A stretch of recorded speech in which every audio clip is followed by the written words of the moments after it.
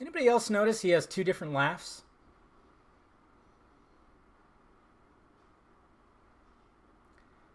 That's what I noticed big time the second time around. Two different laughs. But then somebody told me that Todd Phillips actually says he has three different laughs. And I went, fucking hell.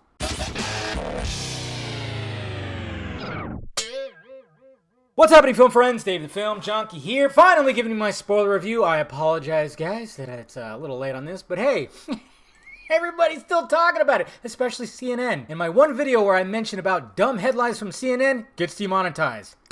Shocker. So it's not going to be like a full-on review from like start to finish or anything like that. I'm just going to talk about the spoiler moments, which was actually quite a few. But the first thing I wanted to talk about was the two laughs, at least what I saw, because I actually talked about it with people. Even when I saw it for the second time, I asked if people, if they noticed that he had two different laughs, like a more high-pitched one, and then, of course, the one that he can't help, that's uncontrollable. The high-pitched one is like a fake laugh. It really is like a fake laugh. That's why when you see him walking away, when he's with the other guys that are dressing up as clowns, and he's buttoning up his shirt and going down the hallway, and he does that laugh and then suddenly stops, because it's not fucking real. I think Arthur has difficulties determining with his mental illness what is funny and what isn't. That's why when you see him at the comedy club, he's sitting there by himself taking notes, because obviously he wants to be a comedian, and he'll do that laugh when he thinks he should laugh. He's got this like kooky smile on his face as he's listening to this comedian, and he's writing down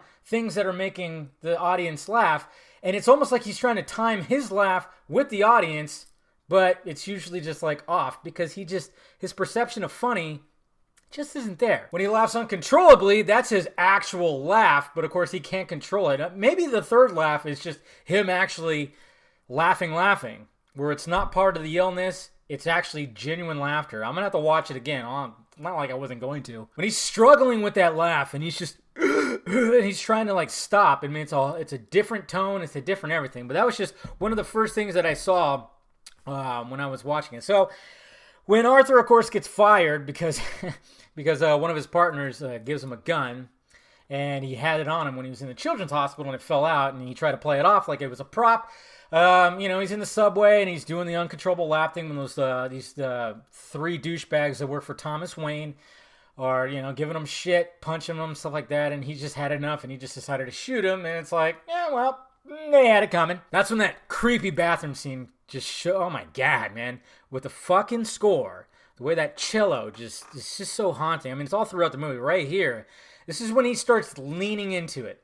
He starts leaning into his mental illness, because everything that's going on, things are just going downhill because they cut the funding, so he can't really get medication. He can't see therapist anymore. He can't talk to that woman in the beginning anymore. So, I mean, that just kind of shows you when shit like that happens, it can be a little scary, because some people need medication, but at the same time, you're like, do they really need all that medication? Because we've heard that it sometimes just has the adverse effect. Killing those three guys, of course, starts like a whole protest, a whole resistance, I guess you could say, where everybody's getting clown masks and they're protesting, especially where the elite are. Thomas Wayne wants to run for mayor and wants to help him. I mean, he says stuff that you hear from now, especially from, certain sides where it's like, I'm your only hope, vote for me, all the bullshit that we see in politics every 4 years. Zazie Beetz, that relationship, well, I was pretty wrong, because I was making a big stink about the whole incel thing. I'm like, what the fuck? Doesn't he have a sex scene with her? He kisses her, he gets the girl, what the fuck's going on? He's not an incel. Well, turns out, it's all in his head, which you kind of see coming. You do see it coming. Both times I saw it, people I was with were like, oh yeah, I totally saw that coming. And, it's kind of like a Fight Club thing. They go, I mean, the one thing that kind of bothered me was when, after all this stuff was happening, and he's just, when things are just starts really becoming unhinged, he goes into her apartment, and that's when you find out that, oh, what, he made the whole thing up. But I'm like, why would she have the door unlocked? It's a really bad neighborhood, crappy building. You have your daughter there and you leave your door unlocked? I'll get back to that in a minute, because maybe there is something there. But yeah, I found that to be a little bit odd. But yeah, you kind of saw that coming. There was really no shock there when that twist. But still, it fit the story. Then the big twist that made me go, oh my god, where his mom, who also has mental illness, who she keeps on talking about Thomas Wayne, and then Arthur finally reads a letter that she was writing to Thomas Wayne, talking about how Arthur is this fucking kid. I went, oh my god, Joker and Batman? Same father? Holy shit. And that meeting with Arthur and Bruce Wayne, I mean, that's also a little convenient too, because it's like, wow, it's not really secure if somebody could just walk up to Wayne Manor and like see over the wall like that. But yeah, that was kind of like, oh my god. And then we see another Alfred. And it's just it's a pretty intense scene because he like starts choking Alfred through the gate.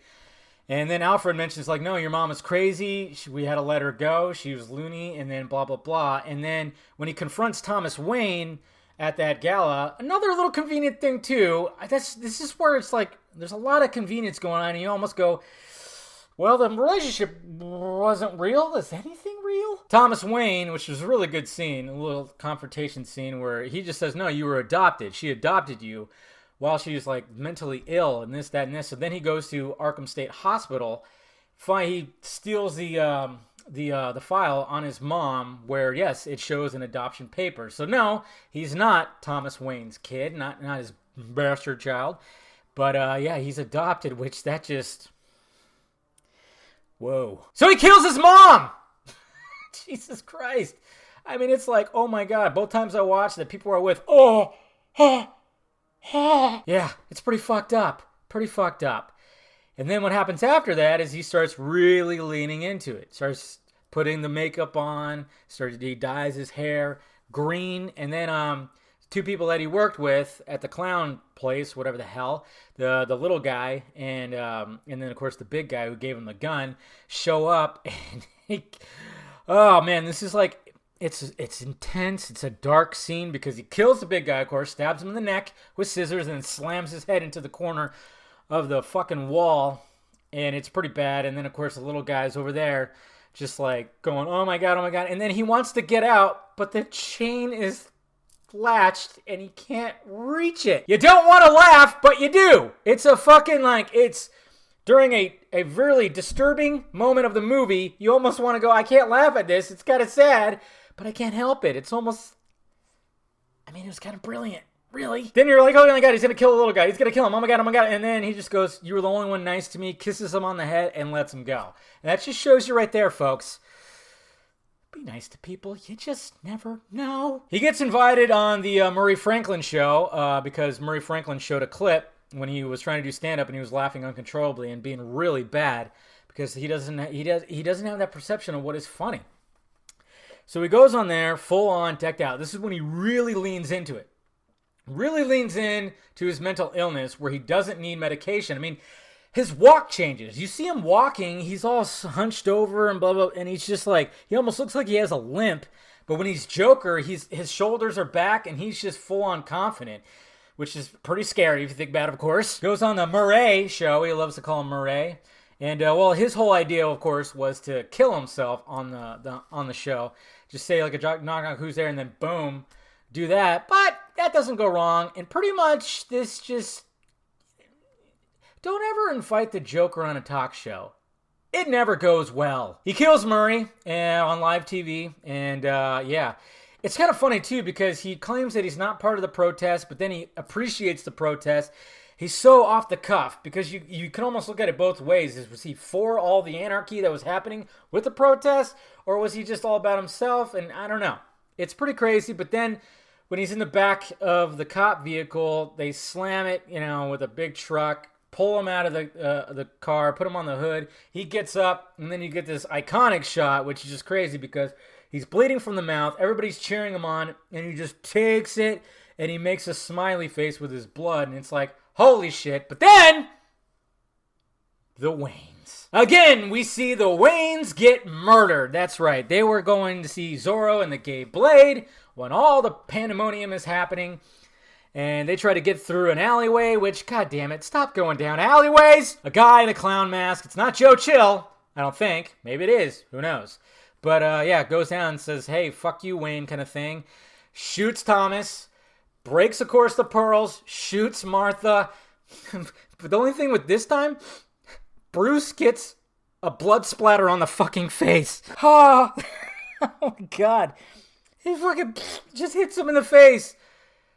Jesus Christ. And then of course, so yeah, that part ends, and it's like, okay, this time the Joker caused the Waynes to get killed. He didn't do it this time, but holy shit. And then it cuts to him just back at the mental hospital, and he's just laughing uncontrollably again, talking to somebody, and you just kind of go, well, okay. And then he goes, I was just thinking of a joke, you wouldn't get it. And it shows like a shot of the Waynes dead with Bruce standing there, and I'm just like, was this whole fucking thing in his head? Was he just telling like some crazy story and there was like Easter eggs of different Batmans and shit like that, stuff that he saw and he just incorporated in there? I mean, with the big thing, like the Murray Franklin show had the same font as Batman the Animated Series. I don't know. It was just, I don't think that's actually the case, but it's just, you just wonder what was false and what wasn't. And then something, I don't know if he kills the lady or something like that, but he walks out and he's making like red footprints, and then he runs back and forth as guys chase him, and then that was it. It's just such a fucking, it's so crazy. You could look at this story so differently, and that's what I think was brilliant about the storytelling. You could be like, well, what if this, what if that? It's going to be discussed for a while, which is great. So there you go, guys. That's my spoiler review of the whole thing. I think I've covered pretty much everything. Yeah, let me know your thoughts about it down below. Hit that like, thumbs up button if you'd be so kind. Subscribe to my channels at filmjunkie.com for all my content. Follow me in the Stockmeds over there, Twitter, Instagram, Facebook. Patreon if you want to help out the partnership, and shirts down below. All right, guys, I actually do have a Joker. Oh, it's a Joker Harley shirt. Anyways, bye.